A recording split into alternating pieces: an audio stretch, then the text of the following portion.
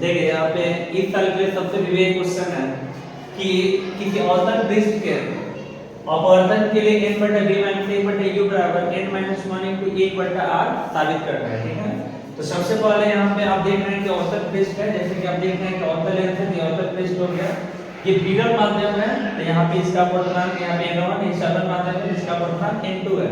यहाँ पे वस्तु O पर रखे हैं, तो वस्तु पर से प्रकाश जाकर लेंस पर टकराकर परावर्तित हुआ है। ठीक है, और यहाँ पे जो है आपका प्रतिबिंब बना है इमेज। तो सबसे पहले लेंस और वस्तु की दूरी, वस्तु दूरी को u कहते हैं, प्रतिबिंब दूरी को v कहते हैं, और वक्रता त्रिज्या कैपिटल R होता है, ये अल्फा बीटा और गामा कोण बना है। ठीक है, सबसे पहले तो भाषा देखेंगे कि मान लिया कि आकृति में दो माध्यम है। ठीक है, मान लिया कि आकृति में दो माध्यम है, जो n1 और n2 है, उसका आपतन कोण I और अपवर्तन कोण क्या है r है। ठीक है, तो सबसे पहले हम जानते हैं कि पहला के दूसरा के सापेक्षिक अपूर्णांक n2 बटा n1 होता है, इसलिए साफ होता है sin I बटा sin r होता है, यानी n2 बटा n1 बराबर I बटा r हो जाएगा, क्रॉस मल्टीप्लाई n1 में I से गुणा करेंगे n1 I और n2 r हो जाएगा। इक्वेशन फर्स्ट कर देंगे। अब देखिए क्योंकि हमें साबित करना है तो उसमें I और r को हटा देना है। ठीक है, तो यहाँ पे देखेंगे कि I और r कहाँ पे है। ये बड़ा वाला यहाँ पे जो कोण आपको दिख रहा है, बड़ा वाला त्रिभुज ये I है और छोटा वाला त्रिभुज आपको r यहाँ पे दिख रहा है। तो सबसे पहले I के लिए आप क्या उठाइएगा, AOC। इस त्रिभुज को जब हम उठाएंगे तो गामा बराबर, ये आपका मैथमेटिक्स है, तो गामा इक्वल टू यहाँ पे ये और ये दोनों मिला के ये कोण होता है, तो गामा बराबर हो जाएगा कितना, अल्फा प्लस r। तो यहाँ पर हम लिखते हैं त्रिभुज AOC में गामा बराबर I प्लस अल्फा। ठीक है, तो I को अकेला कीजिएगा तो गामा माइनस अल्फा हो जाएगा। अब उसी तरह से जिस तरह से आप बड़ा वाला त्रिभुज में आकर यहाँ पे I उठाया है, उसी तरह इस छोटा वाला त्रिभुज में अगर r उठाइएगा तो त्रिभुज AIC में उठाइएगा तो गामा बराबर क्या हो जाएगा, बीटा प्लस r हो जाएगा। तो वही बात है कि गामा बराबर बीटा प्लस r, बीटा को अकेला करेंगे तो गामा माइनस r हो जाएगा। ठीक है, अब समीकरण 1 से हम आ जाएंगे। जब 1 से आएंगे तो यहाँ पे कितना है, n1 है, n1 I का मान यहाँ पे हम पुट कर देंगे और r का भी मान पुट कर देंगे। n1 इन दोनों से गुणा कर लेगा, n2 भी गुणा कर लेगा।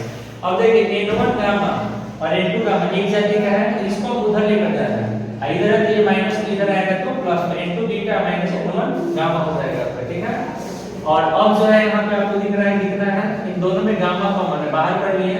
जब हम साबित करेंगे तो इसको अल्फा बीटा और गामा नहीं चाहिए, इसलिए अल्फा बीटा गामा उठाना है। तो अब ध्यान से देखिए, जब त्रिभुज AMO में आइएगा तो अल्फा आएगा, AMI में आइएगा तो बीटा आएगा, और AMC में आइएगा तो गामा आएगा। माने हर हालत में ये तीनों त्रिभुज जो है लंब को उठाने के लिए बोल रहा है, तो तीनों जो है इसी की वजह से ये आपका लंब तो मांगेगा ही, तो लंब और आधार पे भी tan थीटा आता है। ठीक है, तो इसीलिए यहाँ पे tan अल्फा b बटा b होता है, tan अल्फा ये अल्फा b बटा b, तो लंब यहाँ पे आपको कितना है, am है, और आधार आपका u है, जो बायां है तो तीसरे में माइनस है। उसी तरह से इस त्रिभुज में आइएगा तो tan बीटा, तो tan बीटा यानी बीटा b बटा b, तो लंब आपका वही है am, आधार क्या है बीटा के आधार क्या है आपका b हो जाएगा, बायां है तो माइनस में। tan गामा उठाएंगे, जब tan गामा उठाएंगे तो उसी तरह b बटा b यानी लंब आपका वही हो जाएगा am, और आपका ये r है, बायां है तो माइनस में। समीकरण 2 से आएंगे, ये आपका समीकरण 2 है। समीकरण 2 हम लोग लिख रहे हैं, n2 है तो n2 बीटा की जगह पर अगर आप चाहिएगा तो इतना लिख सकते हैं, ठीक है, माइनस है, और उसके बाद अल्फा की जगह पर अगर हम चाहें तो अल्फा का मान यहाँ पे इतना लिख सकते हैं, माइनस माइनस क्या हो जाएगा प्लस, मान पुट कर दिए।